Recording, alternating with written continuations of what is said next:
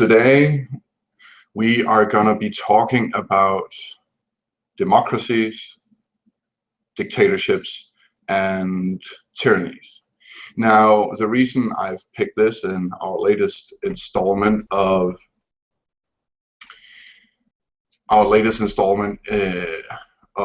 trying to take down the bullshit mountain, chip it off a bit, is very simply because since the war on terror started in 2001, we had some problems with perception. We started perceiving ourselves as the good guys. We started perceiving all democracies by default as being the good guys. We started perceiving all non-democracies by default as being the bad guys, with the exception of Saudi Arabia, of course, having a lot of oil. Now, we are not in any situation where we can readily say that democracy equals equality or democracy equals prosperity. We are not in a situation where we can say that dictatorship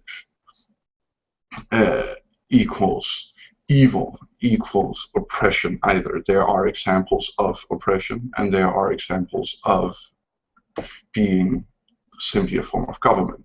Now, I know a lot of you are reeling right now, and don't worry, I'm going to bring it all the way home. But before we bring it all the way home, let's start at the beginning. So, democracy started in Athens. Now, in Athens, it was a city-state. It was relatively small. And Athens had what we like to perceive as the first version of democracy. Now, in Athens, democracy was seen as the only way to rule, because it was the people's rule, but also because it was the rule of the gods. Now, fortune or proverb is a part of the Greek religion. So when they elected people to office, they did not elect them.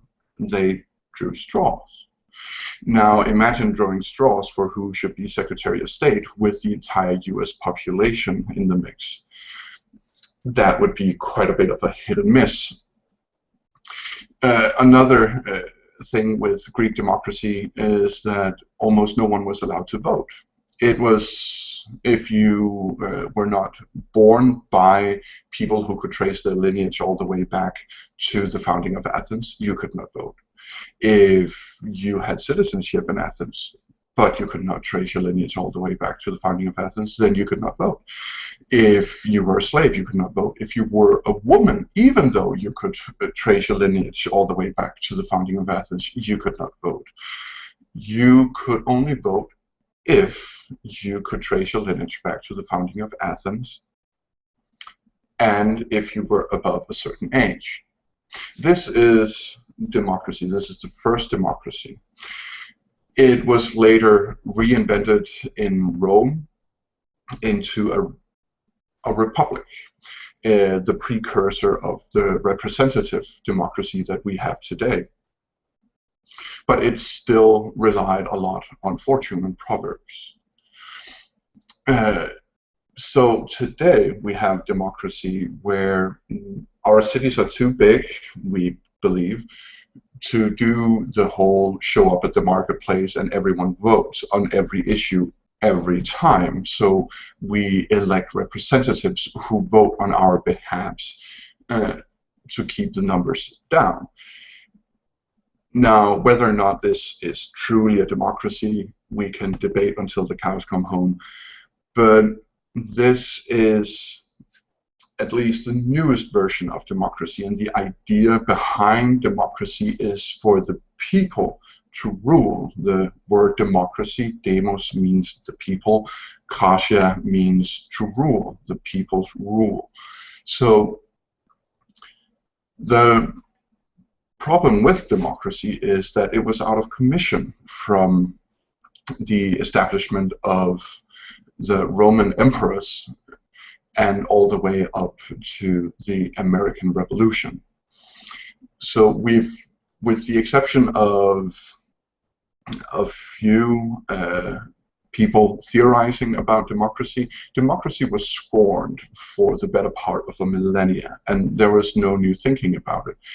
When there finally came new thinking about democracy, it was solidified in a US Constitution, which was very quickly made sacrosanct, cannot be changed, at least not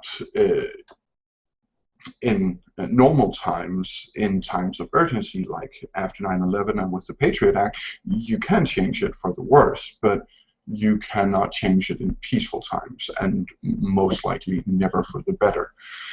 So their innovation stopped in democracy. Now, that's not to say that there aren't different versions of democracy. There are, and there can be very important differences between these democracies.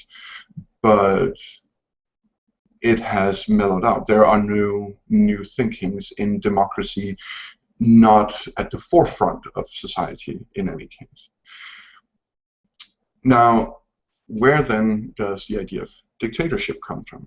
Now, the idea of dictatorship also comes from Athens. It was a recognition of the shortcomings of democracy, that you could have exigent circumstances, that you could have catastrophic times you could be living in that would not be solved easily by committee or by fortune, where they would actually elect a person. For example, if there was hunger, you would elect a person who would get, for a period of time, depending on the crisis and the election, he would, for a period of time, get great powers to solve the crisis of hunger. But he could not order the military around unless he was given that brief by the people. He was elected to solve the problem of hunger, of starvation. But the same is also true of war. So a person would be elected to take care of the situation concerning war. So this was, in essence, democracy saying to itself that we have to suspend ourselves because we do not work in this situation. But after this situation is over, we go back to what we were. So, for example, if you take the war on terror, what a Athens-like democracy would have done would have been to elect a person to take care of the security situation surrounding 9/11, and that person would then have great powers to solve that situation with both ground zero and with regards to make the country safe. But after that the country is deemed safe again, the Patriot Act, or whichever measure was deemed necessary, would disappear into thin air again, and the society would revert back to what it was before the crisis. Now, in Rome, the name dictator got its name. It is Latin, and it means he who rules, he who has great powers. And in Rome, the dictatorship rule position was also used for short periods of time. It was mostly used in war, but also other crises, and it was mostly only given for the maximum of a 6 months period. Now, as Rome grew older and the republic started to stagnate and the wealth was all concentrated in the top, and slavery had taken all the jobs, and so average citizens, or rather non-slave citizens, could not find steady or good employment.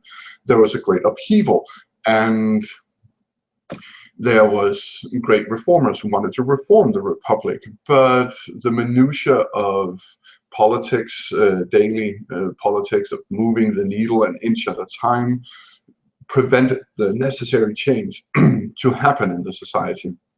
So first Sulla took power and was named dictator for a period of time.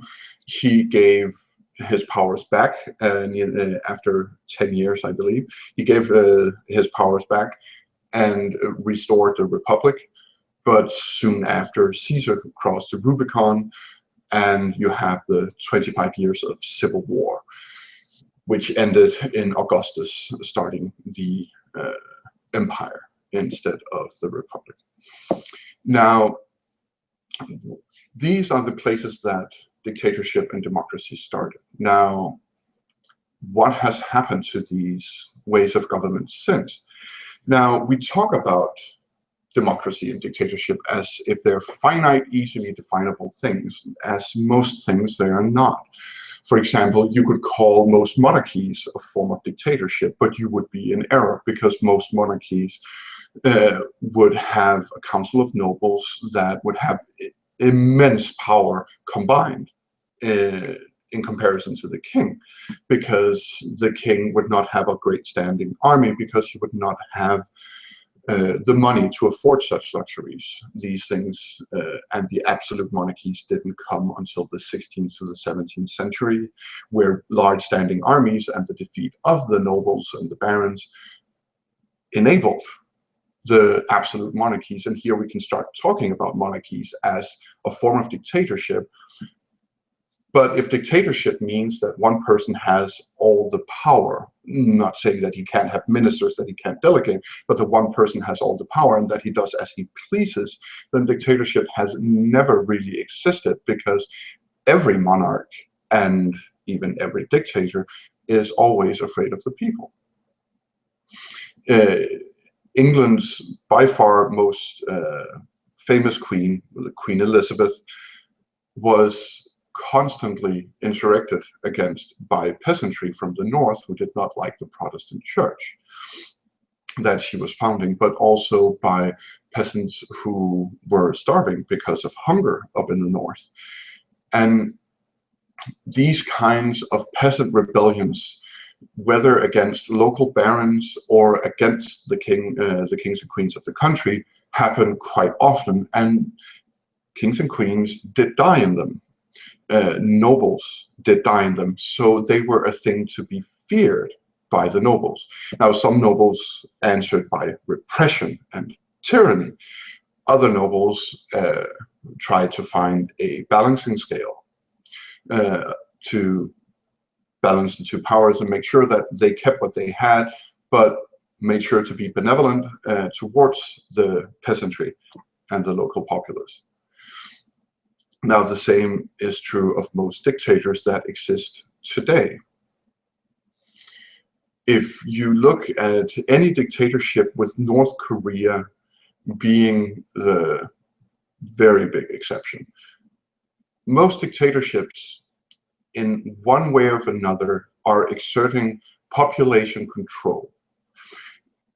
There are countries in the Middle East, which we would quite rightly call dictatorships, where these dictatorships, they enact population control simply by pointing at the United States and saying, the great Satan, they are the cause of all your problems.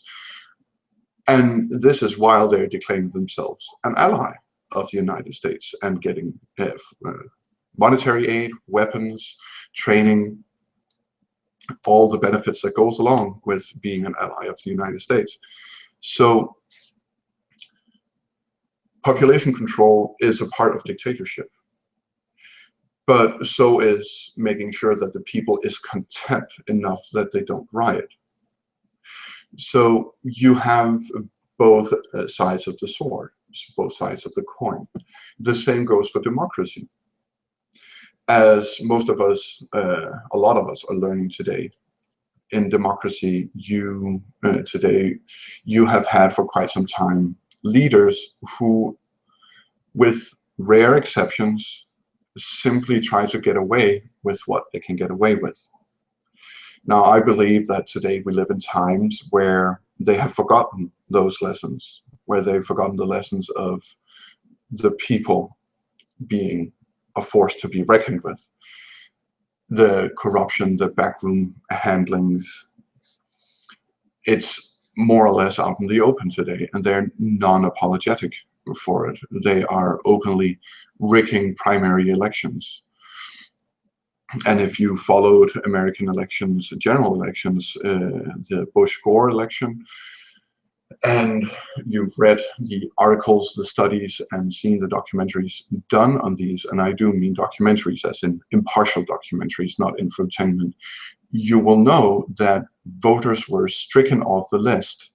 Now, I know that in the United States, this is seen as, oh, it's just political, it's a political gambit, it's just how we do business. No, that is voter suppression. That is undermining the fundament of democracy. That is in no way just a political tool. That is flat out rigging an election. It is illegal by law, but the fact that no one is behind bars because of it shows you how corrupt the system is, because I believe that most Democrats don't want to ride the wave, wants to slap the wave of the 2001 election, because it would reveal that there are quite a few districts and governorships where Democrats are doing the same.